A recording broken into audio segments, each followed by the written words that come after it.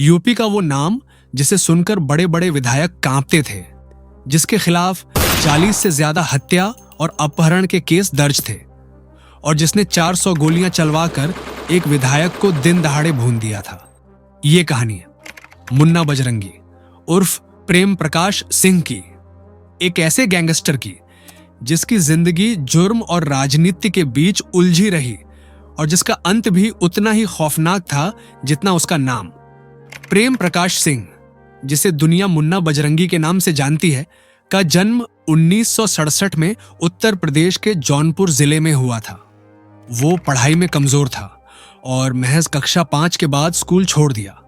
कहा जाता है कि उसकी अपराध की दुनिया में पहली एंट्री 17 साल की उम्र में एक हत्या से हुई थी। धीरे धीरे उसने देशी कट्टों से लेकर AK-47 तक हाथ में थाम लिया। मुन्ना पहले गजराज सिंह गैंग में शामिल हुआ और फिर कुख्यात बाहुबली नेता मुख्तार अंसारी के साथ काम करने लगा। मुन्ना ने सियासी ठेके, शराब माफिया, रंगदारी और हत्या, हर काम को गैंग के लिए हथियार बना लिया। लेकिन उसकी सबसे बड़ी कुख्यात हरकत थी विधायक कृष्णानंद राय की हत्या। 2005 में बीजेपी विधायक कृष्णानंद राय की गाड़ी को रास्ते में रोककर उनके काफिले पर 400 राउंड से ज्यादा गोलियां चलाई गईं। इस शूटआउट में विधायक समेत 7 लोगों की मौके पर मौत हो गई। इस केस ने पूरे देश को हिला दिया और मुन्ना बजरंगी को सबसे खतरनाक गैंगस्टर की लिस्ट में डाल दिया गया।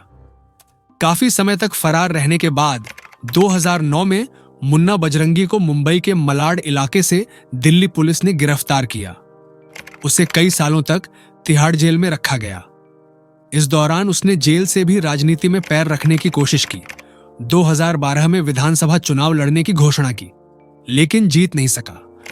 उसके ऊपर हत्या, अपहरण, रंगदारी समेत 40 से ज्यादा संगीन मुकदमे दर्ज थे।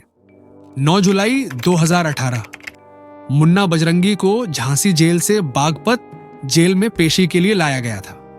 लेकिन पेशी से सिर्फ 10 घंटे पहले ही जेल के अंदर ही एक दूसरे अपराधी सुनील राठी ने उस पर गोली चला दी। रिपोर्ट्स के मुताबिक उसके सिर में 10 गोलियां मारी गईं और उसकी मौके पर ही मौत हो गई। जेल में पिस्तौल कैसे पहुंची? किसने साजिश की? इन सवालों के जवाब कभी साफ नहीं हुए।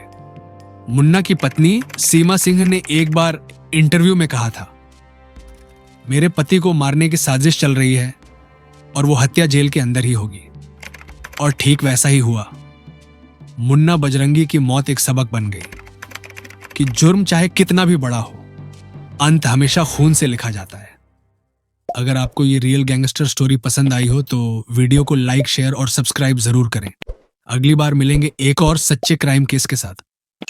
तब तक याद रखिए, अपराध का रास्ता कभी लंबा नहीं होता।